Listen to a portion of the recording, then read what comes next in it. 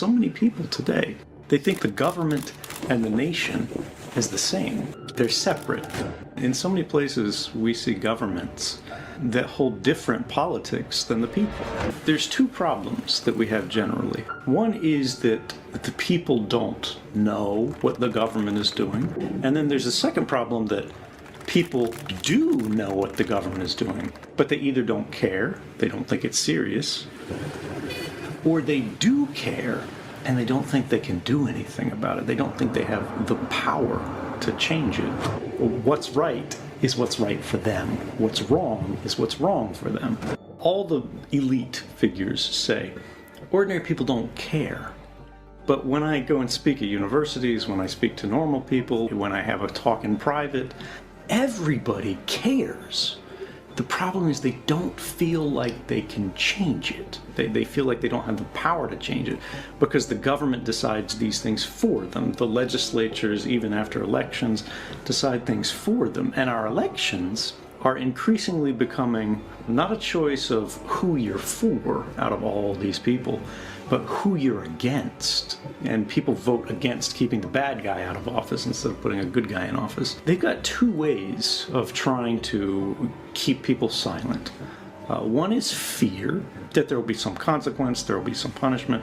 And the other one is inducement, where they try to reward you, they try to, make you more successful. They try to buy you out, basically. This influence machine goes into action. They put a couple White House officials on the media that explain, why this is great and why everything's okay now, why it was never really a problem before. But anyway, just because we're so wonderful, we've changed the laws to make your life better. And a lot of people in media, they repeat this. They write the quote. They say such and such said this. Only on Be Positive. And it gets put out through political sort of partisan channels and reporting. It goes through the more like press wire service reporting, where they try not to take a position and they just say such and such said this, such and such said that. And then people begin to take these statements that were reported as facts that were reported. And then it goes into, the Facebook, Twitter stream where everybody's in open combat all the time and they're just repeating things and distorting things to make it more of sort of a reality. And then we get to this world that we have today, we see so clearly now that wasn't so clear then, where people are pushing positions using quotes and reporting and misreporting to try to create facts or create a reality that's not true, but it is popular. And we look at things like Facebook that decide, what to show you next in this feed that agrees with what you already think and, reinforce these structures and realities. And eventually what we have is this influence machine. But again, we run into this system where a lot of people care about it, but they don't feel that anything can be done about it.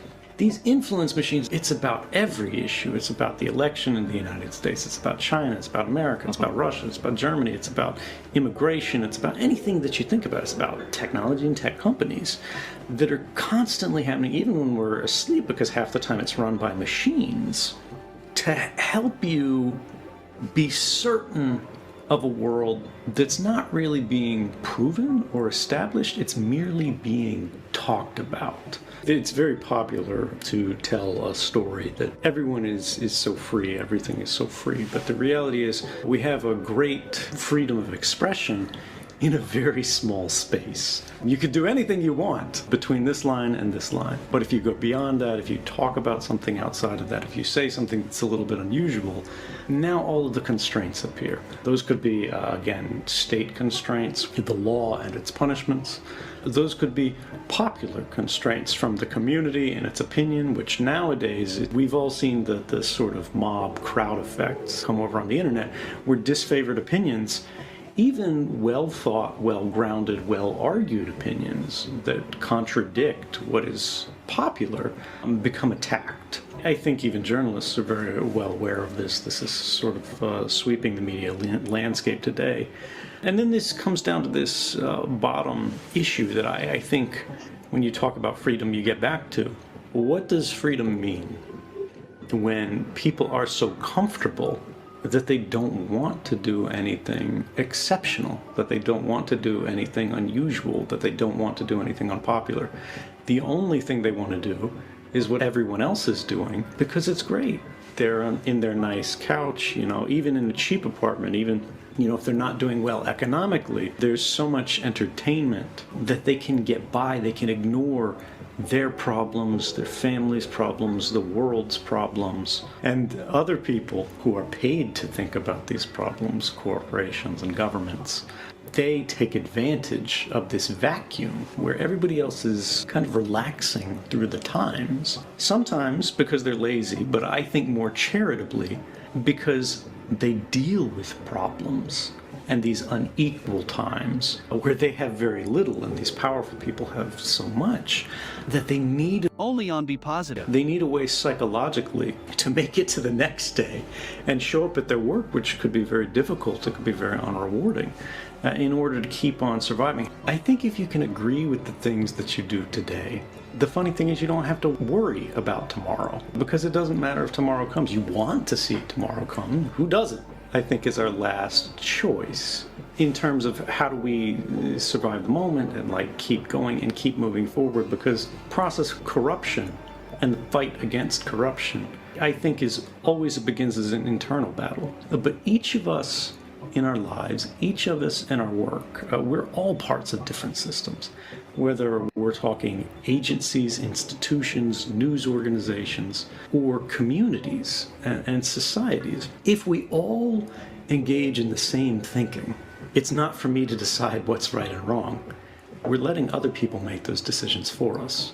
And unfortunately, in our highly complex and highly organized society, it's a very small group who get to decide what's right and wrong for all of us. They think the law is always on their side, right? Well, what's right is what's right for them. What's wrong is what's wrong for them. And we need to democratize that. We need to be wider about that. There's this distance between suspicion. We all think the government is doing something, or we all think some bad thing is happening. Fact of something is happening. The evidence, the documents, the recording, the proof, the science. And then convincing the world, not forcing the world, but persuading the world, convincing the world that it is correct.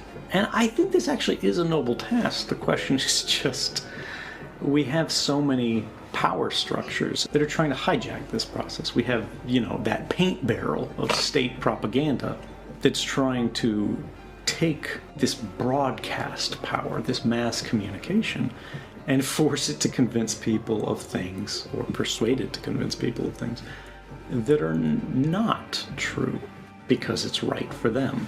But ultimately, every one of those writers, every one of those photographers, every one of those, authors, thinkers, even every one of those people who's just on the couch at home watching TV, they all have to have something that they're thinking. They're all individuals. They all have a voice. People can change things.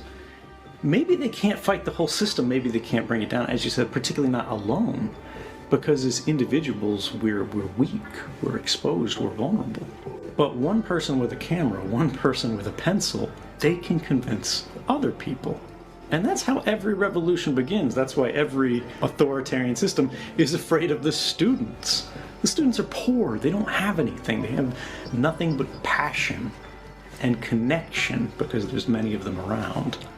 Until people become uncomfortable, it will be really difficult to get them to change in a meaningful way. Only on Be Positive. This sort of gets us back to the topic of elections and the way things are today. And so many people in media and elsewhere are going, oh, hooray, hooray, everything's better. Life is fixed. As long as these systems are designed by humans, they'll be directed by humans. And the one bright, beautiful thing about the political connection to technology is that the political people who direct a technology in the way it's used, they can't build it. They don't understand it. They're not technologists, they're politicians. And so they have to use other people. They have to, order engineers, build this, do this, whatever. And many of those people are young. And when I talk to different audiences around the world, the one thing that I see is that the younger a person is, the more willing they are to depart from the system as it exists, the more willing they are to try something new. They are not to engage in the kind of reflexive analysis that a lot of us do, where they go, oh, that's crazy, or that's wrong, or that's dumb, but just to try something new. And sometimes that thing that's new is saying no. If the only thing that they feel that is demanded of them, of a social movement, is to change their language, is to issue a press release, is to put out, an ad campaign, they are all behind that. They're like, oh, we are the ally of allies. We're here for you all the way. As long as it doesn't impact their business, as long as it doesn't impact their powers, they're on side with it. But we need to think about, again, what are the roots of the inequality that's driving all of these crises to the fore, that is making up problems into crises. And I think that goes all through this, whether we're talking about economy, whether we're talking about political expression, whether we are talking about access to justice, whether we are talking about freedom from violence. All of these things centrally revolve around the axis of power. And again, that's very much true in surveillance. It's about control. It's about who has influence over society. And that is what the struggles today truly represent. We have an indentured generation that has been told they will be working for the rest of their lives just to break even on the mistakes of the last. And that generation doesn't want to be accountable for it. They refuse even responsibility for it. And the members of that generation who are on the right side of history, they aren't the ones who call the shots. They aren't the ones that have power. And I think it's important to remember that this is a constant theme throughout history. There were people who saw injustice as it was developing and called it injustice and stood up against it. And they were minimized, they were crushed, they were marginalized again and again and again, but they didn't stop. And eventually they built a critical mass. Eventually they built a movement. Eventually they coordinated. Eventually they organized. And eventually they only on Be Positive. The whole of society, the whole of history, what had just moments ago been normal was now unspeakable. And it's just, I'll end on a historic note here because I've gone too long. It's important to remember that connection between the development of new and controversial powers, abilities, authorities, laws, and the close to immediate application of them against minorities.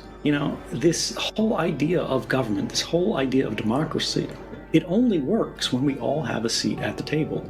And there's this fundamental presumption, particularly in these fractious times, with this sort of new rising authoritarianism, that they believe, well, as long as you have the majority, everything's okay.